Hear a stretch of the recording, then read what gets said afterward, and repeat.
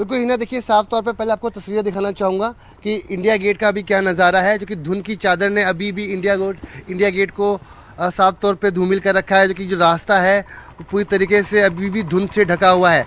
वैसे सूरज निकल चुका है, मगर अभी आप देखें यहाँ के जो हालात हैं, यहाँ पर रविवार का दिन है तो अक्सर काफ़ी संख्या में पर्यटक आते थे, मगर अभी यहाँ पर उनको देखा नहीं जा रहा और लगातार टेम्परेचर गिर रहा है, तो गिरावट है। और शीतलहर यानी उत्तरी भारत में ज़्यादा शीतलहर चलने से यह कहीं ना कहीं लोगों को ठंड झेलनी पड़ रही है। आग जलाकर, अलाव जलाकर हाथ सेकने पड़ रहे हैं और टोपियां लेकर, मफलर लेकर निकलना पड़ रहा है, जो कि दिल्ली की सर्दी अपने आगोश में आ रही है। धीरे धीरे कह सकते हैं कि जैसे जैसे वक्त बीत रहा है, दिल्ली में सर्दी का प्रकोप भी बढ़ रहा है। ठंड जी, तो लगातार हम अपने तमाम नाज़रीन तक ये नज़ारे पहुंचा रहे हैं कि किस तरह से जो ठंड है वो पूरी रियासतों को अपनी लपेट में ले रही है। और अपने दोनों साथियों से हम यही कहना चाहेंगे कि वो खुद भी अपना बहुत ख्याल रखें।